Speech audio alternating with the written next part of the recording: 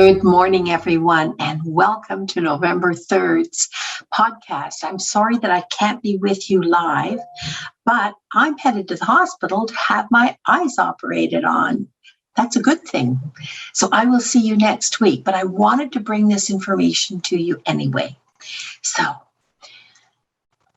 this week, I asked you to think about what you're using for fuel. When you feel that you just can't get started, understand starting is always the hardest part. But don't give in. Don't give in to that sense of overwhelmness. When I was thinking about this, I thought the image of my car came to me, and I thought, how can you really make this message sound anything other than theoretical? Just more psychobabble. And then I thought, if you were your own car and it said fill up in 10 miles, would you beat your car up and blame the car if at 25 miles you found yourself stranded by the side of the road, stalled out? Think about that. We've talked about the fact that we are all, our body anyway, fundamentally is a complex machine. Is there anybody out there laughing at the thought? Is there anybody out there who's actually done that? Why does it sound so humorous? But it does, doesn't it? It sounds completely illogical, like who in their right mind would do that? But that's what's happening to each and every one of us. Because we are basically machines, like I said, the body part of us anyway.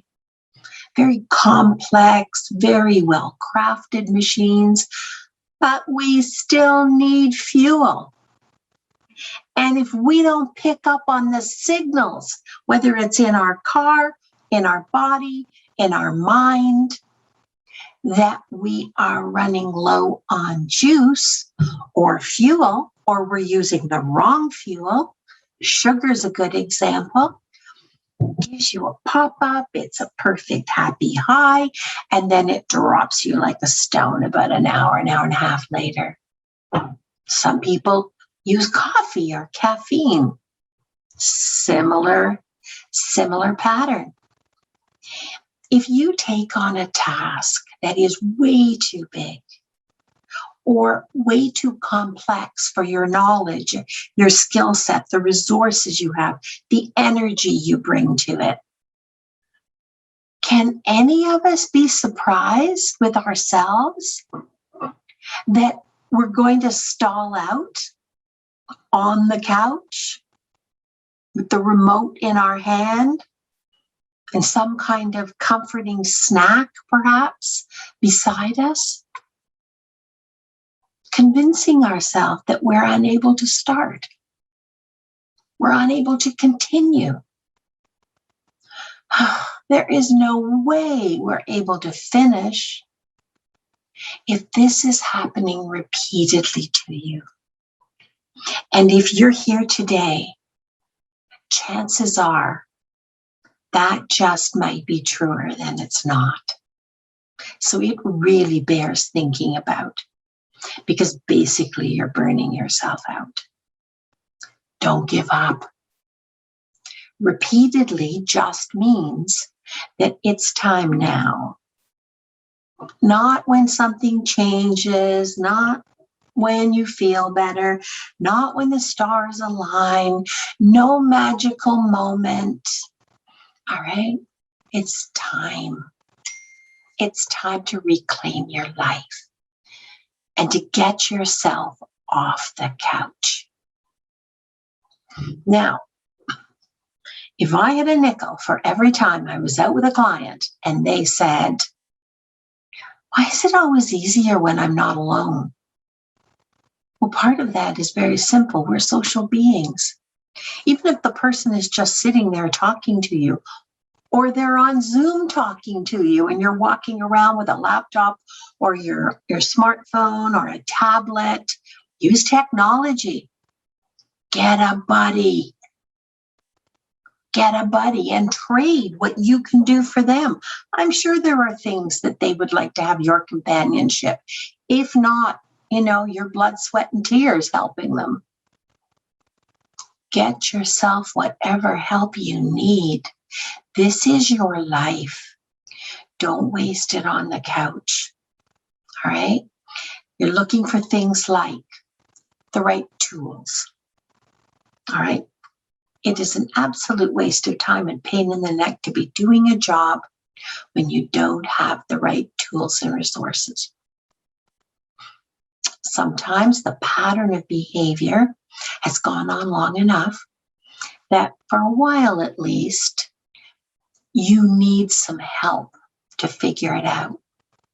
Whatever that means, might be someone who actually has the skills, who can teach you, can lead you, can set an example, can help you over the hurdles. All right, start. Always start. When you're confounded, when you're worn out, when you're feeling overwhelmed, you are not dead. Check if you got a bit of a shadow on a mirror there. There's still life in you. Come on, claim it. Ask yourself our 3 primary questions. What are they? Boy, you've heard me say them long enough and hard enough. What do I need? Where is it? And how do I get enough of it to make enough of a difference? That last part is so important. Have you noticed those 3 questions in no way contain a sentence that says that the answers to all 3 questions mean that it will turn out perfectly, that by doing that, it will turn out perfectly? No, that's not a promise that anybody can keep. Maybe it's not even going to turn out good enough that everybody or anybody will approve of it. That's not the point. That's not part. Either one of those guarantees. And if you are holding that out as the standard to make it worth you getting off the couch, it could be part of the problem. All right. You are holding out for a future event. That is like the donkey walking along saying, I'm only going to walk when the carrot comes to me. You've got to define what your carrot is, and you've got to keep moving in baby steps toward it. Baby steps. All right? Expecting things to be perfect, expecting things just because you put an effort into it to always turn out good enough or it wasn't worth doing. Okay, that's not part of being well balanced, mentally or physically. All right? So, starting on the couch, completely stalled out, have a look at that project. Have a look at how much steam you have in the tank. If the hill now is that moment of getting off the couch where you think, okay, now I'm going to do something. I'm going to do anything. Baby steps moving forward. If the hill still feels like it's too steep to climb, and that hill looks a lot like putting down the remote or turning off the online games or surfing the buy nothing groups, scampering after the pop-up ads of those products that keep popping up to entice you, to trigger you. They're based on the algorithms. We've had a whole podcast on that. Those pop-up ads, even the buy nothing groups, all right? The little numbers that pop up on your Facebook, your LinkedIn, your whatever that seductive focus is. We created those algorithms.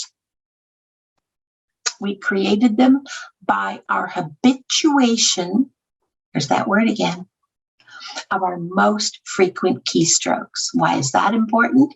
We are the architects of our own trap. And there's nothing in the Buy Nothing group. There is nothing in an online game. There is nothing that is too steep for you not to give yourself a chance. All right? A chance to move forward on a project that isn't an exercise in distraction and stalling. Yes, the point I'm trying to get to you, trying to make for you, trying to get you to understand is that even though that sense of being overwhelmed, all right, feels like we've lost control and we get distracted, we habituate other things. Whatever we habituate, we get better at. So it doesn't matter whether it's solitaire, whether it's, crushed candy or something, whether it's gaming, whether it's the Buy Nothing group, whether it's following those pop-up ads. At the very same time that we are habituating those keystrokes, we are the architects of our own mental and physical selves. We are creating the meaning we apply to something. We are creating the juice we give ourselves as a reward by what we tell ourselves. If you don't settle for the quick hit all the time, if you do that, anything else feels boring. But that's like crack cocaine to your brain. That's not real. And a steady diet of that is not healthy. That will burn you out. All right? You won't be able to engage in reasonable self-management. And the hormones that you're sending to your brain, whether it's in the hit, because of the visual cues, the stimulation, the gratification, or the chemicals you're sending your brain because you're sitting on the couch, bored, trying to convince yourself that there's no way you can get up. That hill is just too steep to climb. That's a hormone you're sending to your brain. And whether it's racing through your brain or dripping through your system, it's getting from our brain, out into our limbs. We are the architect of that. There's no way around it. You're sending the juice to your brain and your limbs, every cell of your body, to habituate what you are used to doing. And when you have to start changing that, well, of course, that's difficult. All right? That's like going on a diet, that we have to change the fuel. We also have to change the way we think. We have to change the meaning, and it isn't a lot of work. All right. The meaning we apply to things to make anything feel something is no different than the meaning we apply to things to make ourselves feel overwhelmed. If you're overwhelmed, it just means you've habituated that pattern. Stop it. If you don't know what to do, just stop doing what you're doing. It's not working for you. It is never going to lead you out of the darkness.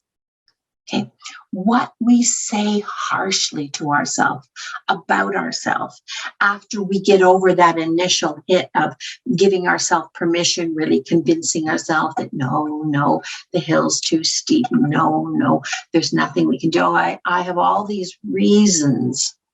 You have one reason. You have one reason to get off the couch, and that is to prove to yourself that you can.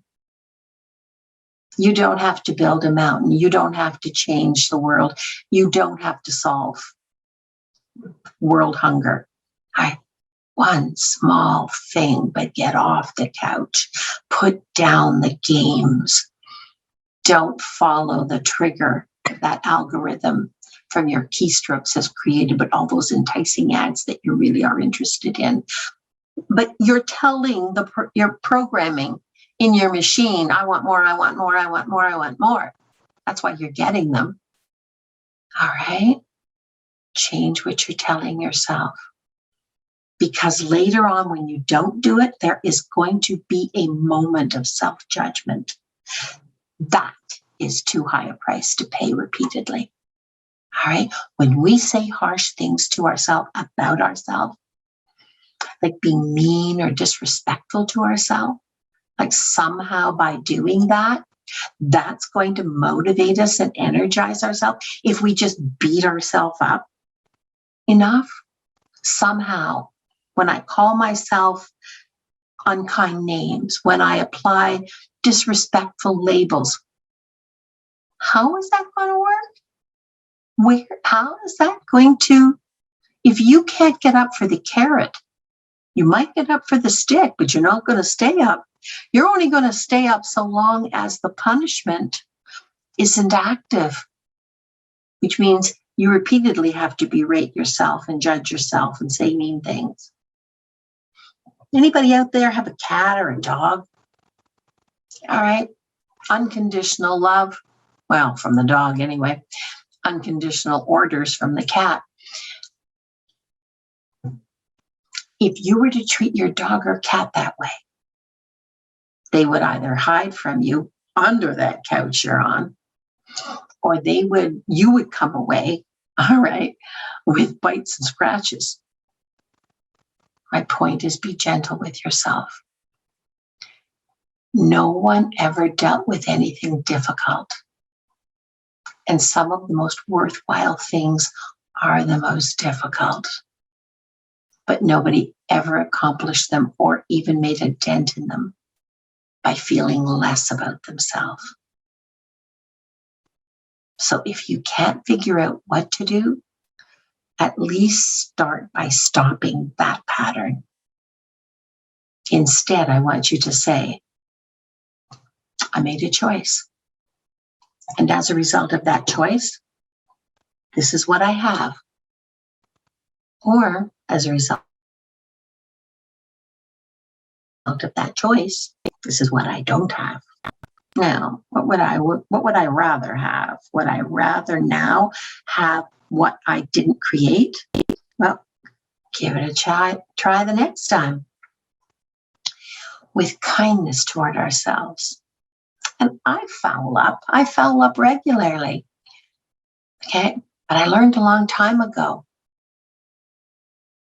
If I want to change something and I don't want to have a daily foul up, or that's all my day is going to be about, because I get really good at habituating it, I better be kind to myself. I better accept my own personal responsibility. That's what I did. Or that's what I didn't do. This is what I get for that. This is the end result. Do I want the end result? No. Well then, earth to Elaine. Earth to Elaine. Don't do it. Don't do that again. All right. At all costs, maintain your personal dignity. Don't lower yourself. Don't lessen yourself. Don't lessen your standard. If you have reasonably high standards, just give yourself permission to reach them by tiny baby steps. Doesn't have to be in one fell swoop. Who told you that? Just keep moving forward in baby steps. And if you possibly can, I suggest your best friend is a timer to let you know when that 15 minutes a day repeated action becomes a habituated skill. Because when it becomes a habituated skill, it's going to provide you with the energy. And that energy is what will make the difference, so that every time you start something, it doesn't have to be like in the beginning. That's the power of habituation. Habituation of practically anything creates a momentum toward that activity. Mental momentum is like the starter on your car, or the button on practically every machine we have. We are just physically complex machines in mind and body. Remember, a body in motion stays in motion, and a body at rest stays at rest. It's simple physics. This is not difficult.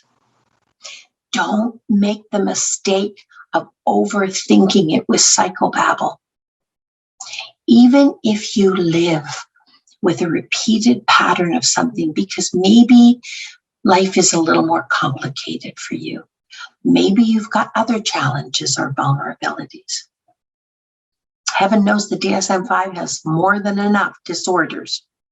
Half the Western world is living with depression and anxiety.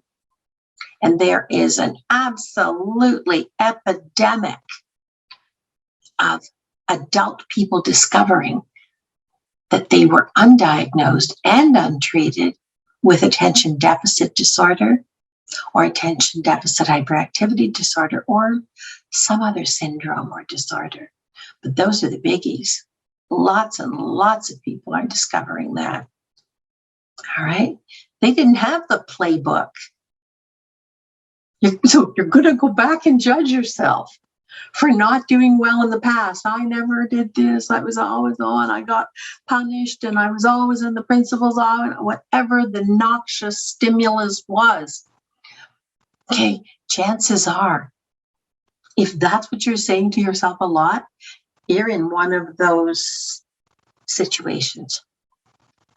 Undiagnosed depression and anxiety, undiagnosed attention deficit disorder, undiagnosed attention deficit hyperactivity disorder. So you didn't get the playbook and you didn't know the rules. You didn't get taught the strategies like soccer strategies, like basketball strategies, like baseball strategies, like dance steps. You didn't get taught any of that because you went under the radar and you didn't get the help you needed to make the difference. And you're going to judge yourself. And now you're going to hold on to that. You're an adult. You're putting the pieces together and thinking, now that I can read the DSM-5, or now that there's a lot more information about these things, I'm seeing that I'm not a classic person with that. Like, nobody ticks all the boxes, right? But wow, that's what that is. And you're diagnosing yourself. How much sense does it make to hold on to the old version of yourself as a failure, not good in math, not good in this, not good in that, school wasn't my thing, or whatever the title is on the mean letter to you, the voices on the committee, because they probably didn't know any better either. All right. They were just saying what the report card said, or the coach said, or the teacher said, or the whatever said.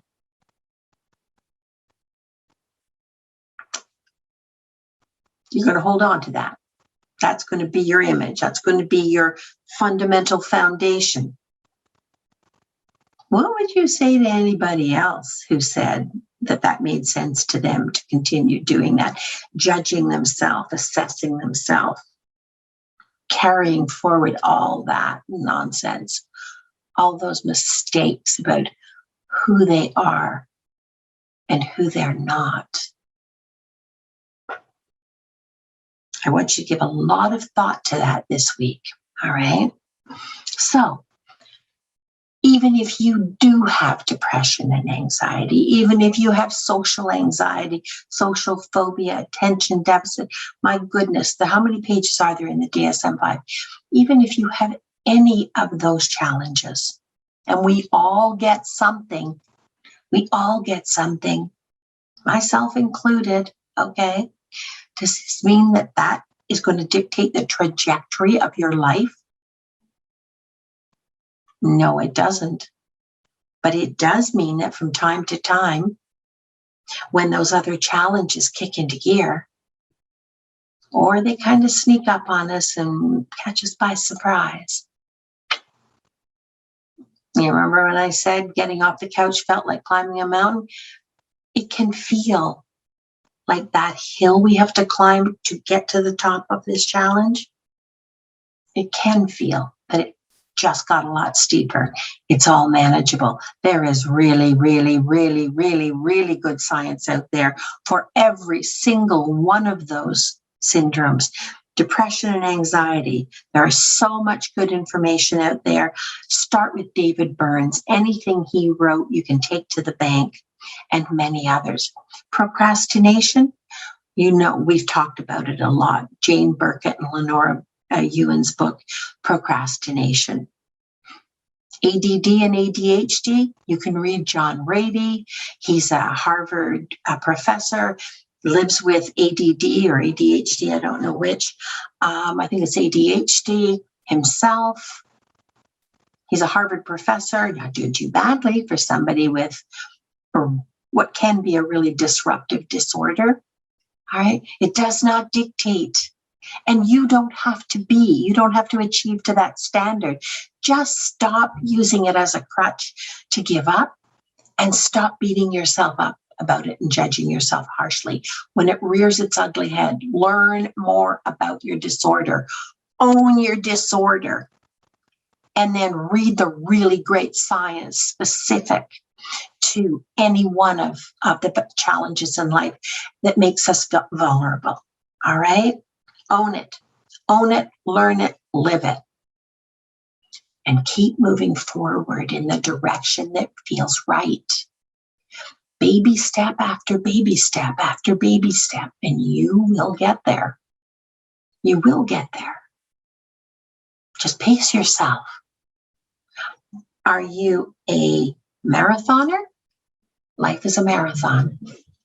Or are you a racer? Are you that person who does everything like the 1 minute mile? You can only sustain that for so long. All right. Develop your marathon skills. Rome wasn't built in a day. Along the way, be sure that you're not emptying your tanks. You're not siphoning off available fuel by indulging in those feelings of vulnerability, of inadequacy that disable you, that mean you're back on the couch, wiped out. Now you got to start over again. To start, a body in motion stays in motion. A body at rest stays at rest. You choose. How do you siphon off the good fuel? You do it by coming down on yourself, by telling yourself that because you've got a disorder or you've got a challenge or you don't have the most successful history at something, somehow there must be something wrong with you. Welcome to the real world. There's something wrong with every one of us. Every one of us, myself included. All right? Somehow you're broken. No, you're not broken. You're uninformed. All right? Maybe you don't have the skills, right? I had to take a whole course in being organized with paper. There's so much paper in this world and it didn't get any better after. But I'm better at handling it. We're going to do a whole podcast sometime just on paper. All right? There's kind of a knack to it. But then you have to do it. It isn't just something that up here. You have to have the ideas. You have to make sense of them. You have to apply them to the kind of paper you have, all right, or the kind of challenge you have. Then you have to work. You have to do the work, okay? You are not irreparably flawed. I don't care what disorder you have, okay? I don't care what state of mental health you have. Mental health is a continuum. And we all move up and down that continuum on a good day and on a bad day. Okay? Some of us on a really bad day don't rate that well. That's true for most of us. Welcome to the real world. Don't judge yourself. Tomorrow's a new day. Whatever today was, good, bad, or indifferent, tomorrow is a fresh start. It all sounds so trite. It isn't. It's true. It's not trite. It's true. Try it. And no matter what you've succeeded at or not succeeded at, you're not inadequate. All right? You know why I know that? You in no way are the definition of inadequate. You don't represent that at all because you're still trying. You're still trying to find the answers for yourself. That's why you're here. That's why I do this. All right? I've had lots of help in my life. And there have been times when I've needed it. We're no different. All right? Just don't give up. No matter how many times you feel you're knocked down, just keep getting back up because the last guy standing wins.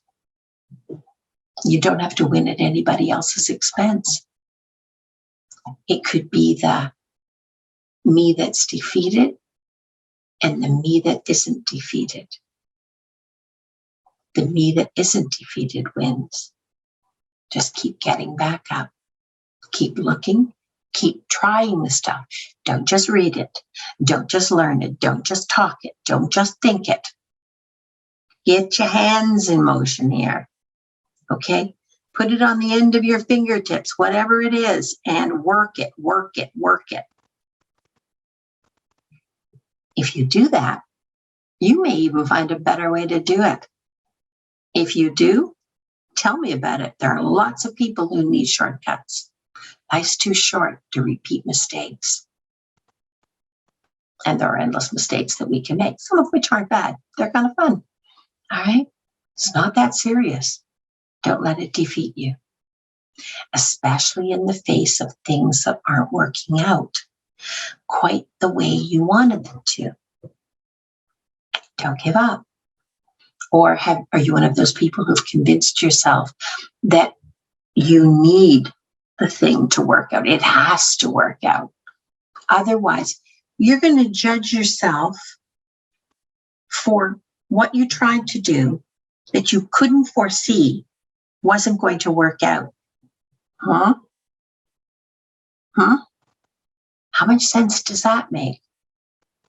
Are you just looking for a way to judge yourself? Be mean to yourself? That's not even fair. Did you learn anything from the mistake you made? From the way it didn't work out the way you wanted it to work out?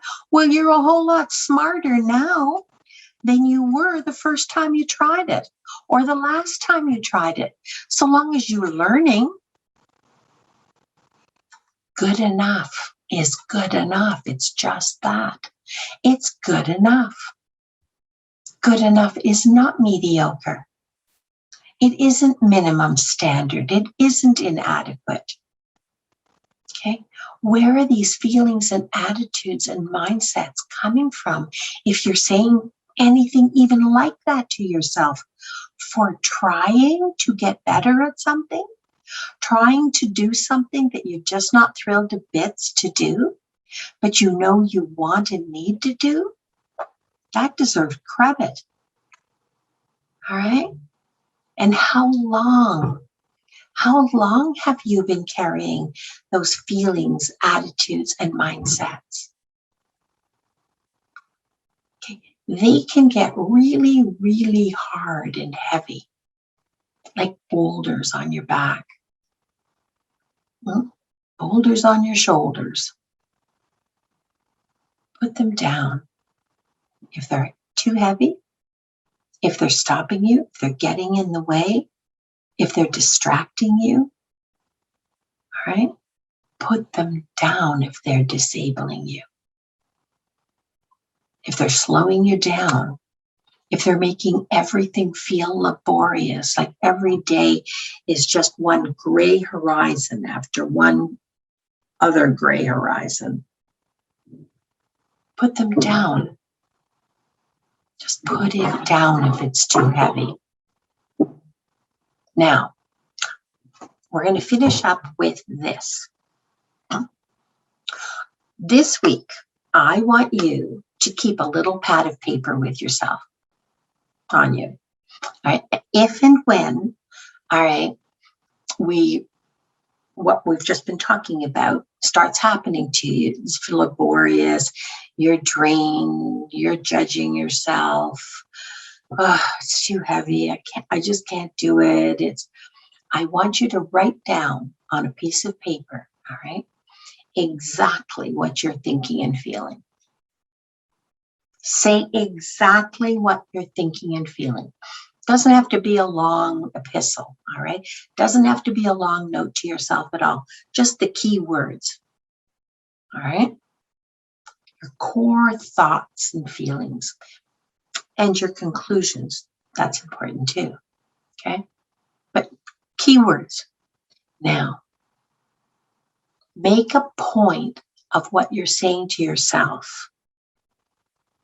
Make a point of remembering that and writing that down in your own words. Some people tell me that it sounds like, maybe I'm not good enough. Some people have really aced that one and they're no longer at maybe, they're at for sure I'm not good. Well, here's another example of not being good. I'm such a screw up. Oh my God. Here I go again. Another failure. And it just feels like you're getting shorter and shorter with those boulders on your shoulders. So stupid. Anybody ever said that? Oh, here I go again. Here it goes again. Here I go again. Oh, just keep it on yourself while you're at it. Whatever you're saying to yourself, okay, write it down in exactly the same words as you thought it or said it. Okay, now, and then I want you to read it to yourself. And then I want you to write conclusion, but not today. The same thing happened. It felt the same way, but not today. Not today. Today I'm going to give it a different meaning. I'm not going to judge myself. I'm not going to call myself stupid. I'm not going to make fun of myself. I'm not going to judge myself harshly. I'm not going to listen to the committee's voices in my head and repeat after me, repeat after me. I'm not going to do that. Not today. All right.